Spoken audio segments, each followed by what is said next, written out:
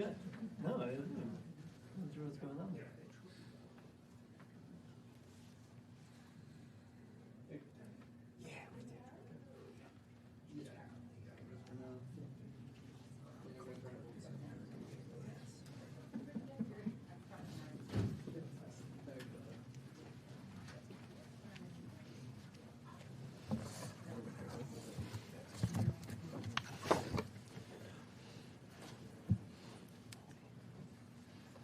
Good afternoon, everyone. Today I'm really proud to be joined by the Division of Criminal Justice Director, Teresa Hilton, and the Colonel of the New Jersey State Police, Pat Callahan, to announce the arrest of 14 defendants, including a member and associates of the Lucchese organized crime family, who are charged in connection with a multi-million-dollar illegal sports betting ring that operated multiple electronic sports books across New Jersey. First, let me also just note at the outset that since June of 2018, licensed casino operators and racetracks regulated by the Division of Gaming Enforcement within our department, as well as the New Jersey Racing Commission, have been able to accept legal sports wagering. It is legal in New Jersey. Together, these two agencies have worked with those licensed operators to ensure the integrity of the sports betting industry in our state. They use state-of-the-art technology to monitor bets, identify suspicious activity, ensure compliance with the laws, and, I'd note, protect those who have challenges with responsible gaming. But organized crime families seem to have a hard time breaking this old habit, so we're going to break it for them. Today, despite the wide availability of legal sports betting, illegal gambling remains among members and associates of organized crime. Today, we allege that this illegal gambling operation, led by Fairfield resident Joseph M. Little Joe Perna, who's a member of the Lucchese crime family, used offshore gambling websites to systematically entice people to place bets as part of a sophisticated gambling operation, all in an effort to line Perna's pockets and those of his associates. This operation also included a number of college athletes who operated sports books at the direction of the Perna enterprise. And I'll note that this operation relied on Gen Z gamblers and a network of sub-agents recruited from among Perna's sons' high school and college friends. They effectively recruited younger gamblers or players that they knew would be able to pay up, or those that they could leverage payment from, namely college students and student athletes. This was a lucrative operation, transferring some $2 million in suspecting gambling transactions between 2022 and 2024 alone. And it was a multi-generational family operation. This was truly a family affair. Perna is charged, along with his sons, his stepson, nephews, and others, with racketeering, conspiracy, gambling offenses, and money laundering. Even Perna's wife and ex-wife are charged independently as part of this racketeering scheme. These arrests follow an extraordinary and lengthy investigation in which the Division of Criminal Justice and the New Jersey State Police discovered an enterprise that included a nationwide web of bookmakers, bookies, allegedly operating under Perna's direction. Perna, who's been identified as a soldier in the Lucchese crime family, acted as a financier or a bank who supported the operation, stepping in when there were issues collecting debts or when winnings were owed to players. Perna's son, Joseph R. Perna, conducted the daily operations of the sportsbook, overseeing dozens of subordinate agents, all of whom have been charged. You can see folks up here. Director Hilton's going to give more details regarding the charges in a moment, but I want anyone listening to this to understand me. In New Jersey, if you break the law, we'll pursue you. We will prosecute you, and we will hold you accountable to the fullest extent of the law. I don't care who you are or how powerful you think you may be. The so-called good old days, back rooms, are over. Yes, it's 2025 and organized crime may look differently. There may be new technologies. They may operate in different ways, but our commitment to enforcing our laws is unwavering. It's in fact in the DNA of this department, and we're going to use every tool we have to catch you. There is nowhere to hide from the law.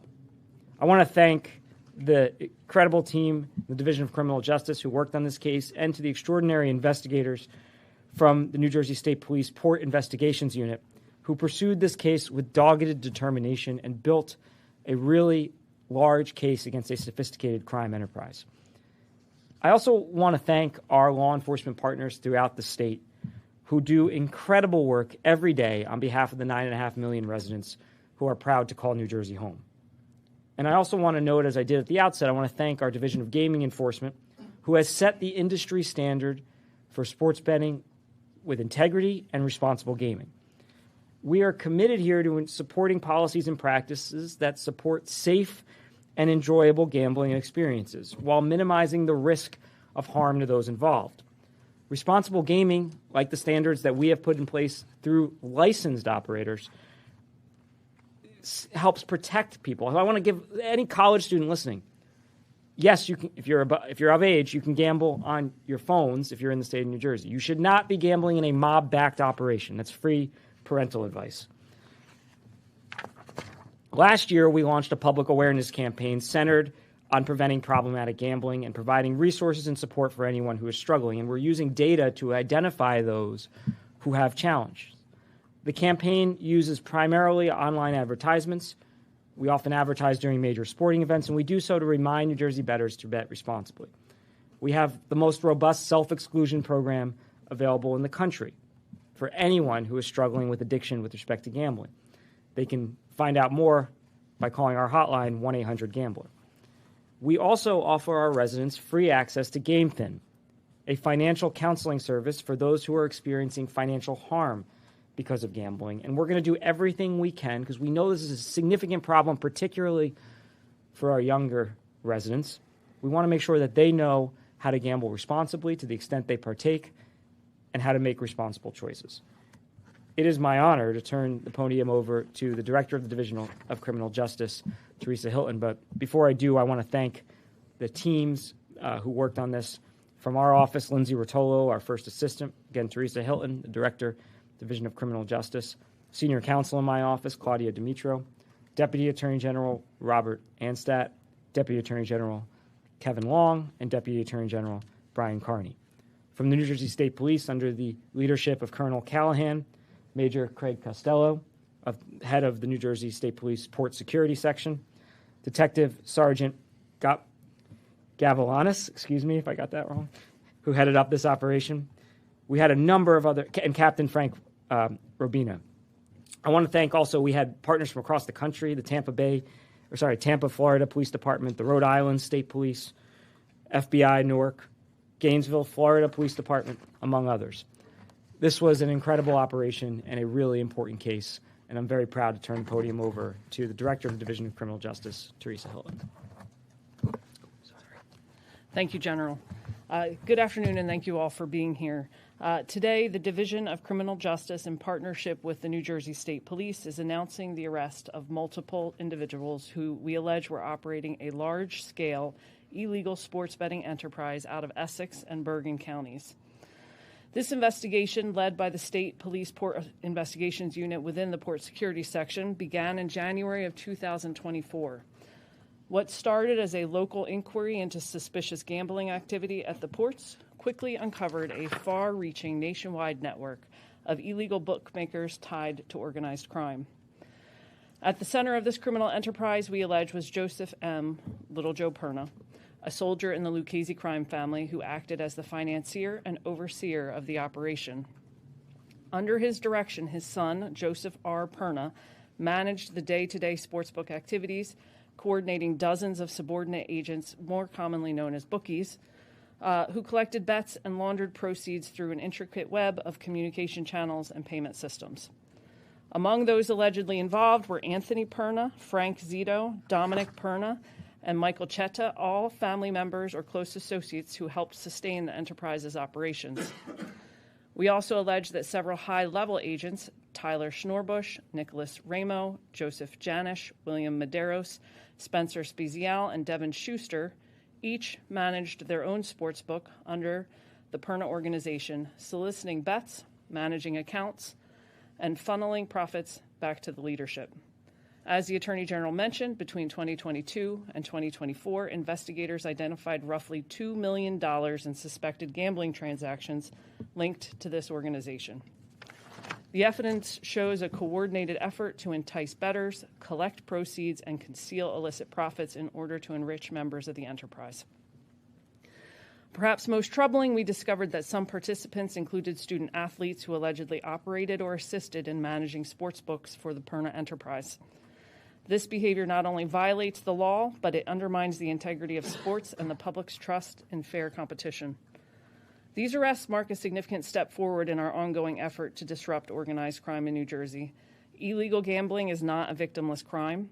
It funds organized crime, exploits vulnerable individuals, and undermines the integrity of our communities and legitimate businesses. The individuals arrested in this case are facing serious charges, including first-degree racketeering, second-degree conspiracy, third-degree promoting gambling, and first-degree money laundering. If convicted, crimes of the first degree are subject to 10 to 20 years in state prison, and in the case of first-degree racketeering, subject to the No Early Release Act, and in the case of first-degree money laundering, up to a $500,000 fine. Second-degree charges can result in 5 to 10 years in state prison and a fine up to $150,000. I want to thank the men and women of the New Jersey State Police for their outstanding investigative work. I also want to recognize the Deputy Attorneys General in our Division of Criminal Justice, General Crimes Bureau, whose tireless efforts made these arrests possible. Our message is simple. If you operate illegal gambling enterprises in New Jersey, whether from a back room or a smartphone, we will find you, we will investigate you, and we will hold you accountable. The Division of Criminal Justice remains committed to dismantling organized crime networks and protecting the people of New Jersey from the influence and reach of these criminal enterprises. Thank you. Thank you, Director. It's now my honor to introduce the Colonel of the State Police, Pat Callahan. Thanks, General. Thank you. I'll be brief and just echo both the AG's remarks, the directors, and certainly thank just a small representation of that interagency collaboration assembled here behind us. What I would like to point out is, if you all recall, within the past 2 years when the Waterfront Commission of New York and New Jersey was dissolved, and the New Jersey State Police was tasked with this undertaking of trying to certainly make sure that organized crime is not involved in our ports. This investigation was born and discovered out of that newly created port security section under Major Costello's leadership. And in quite short order, the types of investigations and backgrounds and work that they've done, which was being hoped for decades at the port, now exist. And this is certainly evidence of that. And the labor-intensive job that went in, from the amount of search warrants, communication data warrants, I think we'll be able to at some point provide at least the list of what that looked like to you all. Certainly a 1.5 year investigation, nearly 2-year investigation that resulted in the culmination of what you've seen here today. So that interagency collaboration in combating organized crime, which still exists, again, as evidenced by this phenomenal investigation, and I'm honored to certainly offer those remarks on behalf of the State Police and all of our partners who did a phenomenal job in this case. Thanks, General. Thank you, Colonel. I'll open up for some questions. Let me just say at the outset, this case is ongoing. We continue to investigate. If anybody has any leads, please let us know, but also apologize in advance that there are some details that we won't be able to share. So before I have to repeat that line, I just want to give you fair notice. Any questions? Is your office looking into allegations of point shaving or fixing a game similar to allegations that we've seen in other sports that are making high-profile headlines right now? Yeah, look, we are looking at all possible allegations, and if anybody has information on that front, we encourage them to come forward. And can you explain how it would work? I guess I'm just a little confused. So they would entice people to make these. I'm just trying to visualize how this operation looked. I mean, I think essentially that's correct. I mean, I don't want to spell out a specific example because, as the General mentioned, this is ongoing. And if there's evidence of additional crimes, it'll be charged and we'll provide an update. But yes, I mean, you have somebody who knows somebody and convinces them to join a betting group, and they start gambling illegally, and it goes from there. Yes. once we legalized gambling, were any of you kind of surprised that this still continued, or were you hoping this type of thing would end? Yeah, look, we legalized, as we said, sports betting. New Jersey obviously led the legal fight to legalize sports betting. The decision came out in May or spring of 2018. Shortly thereafter, we legalized sports betting. Sports betting, New Jersey is now the #1 sports betting jurisdiction in the world, which I'm very proud of the regulatory structure we have in place. We take integrity really seriously. Again, we regulate this in our department, and we have set the gold standard for responsible gaming efforts. We look at data on these platforms, partnering with the operators, who, by the way, also have been great partners in combating this. I would just encourage anyone, if you're going to gamble, now I don't, but if you're going to, use legal and responsible platforms where you are safe. You should not be turning to a friend or an uncle or somebody who you don't know where that money's coming from. You don't know what you're getting yourself into, especially if you're in college. My God. So we really would, yes, the answer is yes, I would hope that this would stop. Clearly, there are still people, and we see this in legal and in illegal industries, where people want to prey on those who might be vulnerable. And first-degree racketeering charges are no joke, guys. You heard the penalties. So I hope that anybody who's operating or think about operating this would wake up and say, you know what? Go on whatever legal operator there is. That's safe. That's legal. We're not going to try this, at least not in New Jersey. There's just a few details I just want to make sure I fully understand here. So all of the agents and sub-agents, they're college students? And if so, can you say what colleges they go to? And make sure we understand that. We cannot identify the colleges at this time. They were current and or former college students and former high school friends of some of the individuals leading the operation. Is that helpful? Sure. And then what roles did the wife and ex-wife play in this whole thing? I'm trying to remember the specifics that are included in our affidavit, because I'm bound to tell you only what's included in the affidavit, right? We can follow up. Yes, I'll do that. Yeah. Okay. And then you mentioned that this whole thing started at the ports, if I'm getting that correct. Can you elaborate on that, and what concerns you may still have about crime family involved activity at the port? Yeah, unfortunately, I think we shared all we can share about how this case originated. But I'll say this: and some of us remember this, when the state of New Jersey announced its intention to leave the Waterfront Commission, we won that case 9-0 at the Supreme Court. By the way, if anybody from New York is listening, we made very clear we're going to take corruption at the port seriously, and this case is an example of that. Beyond the ports, and this is not the first organized crime case that we have charged even this year with multiple defendants. Organized crime, unfortunately, has not gone away.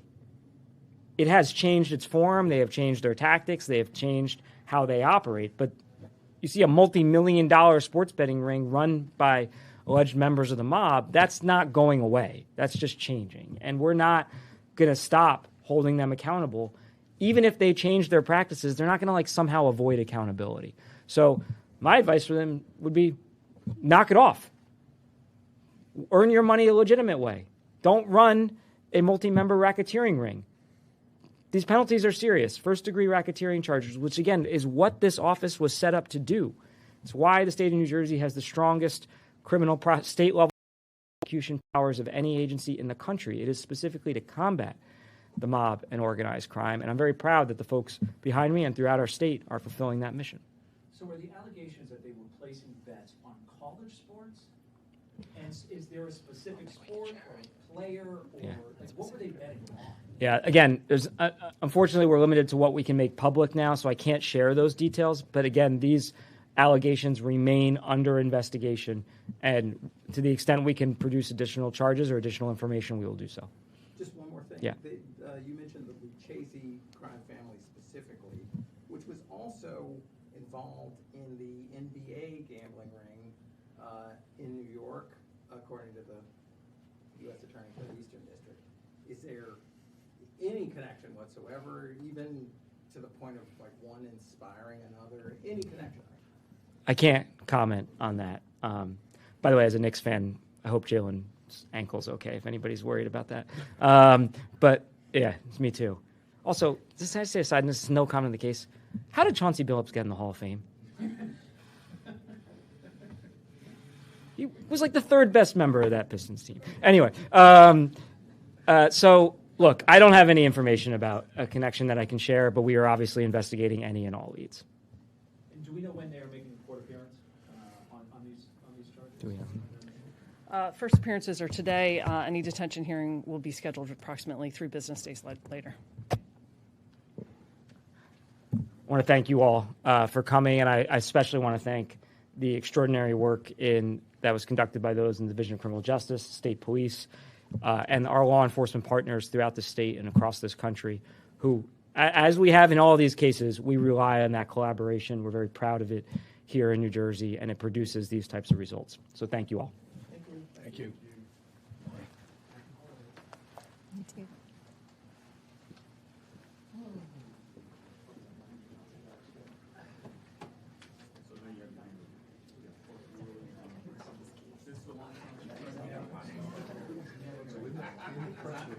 Yeah.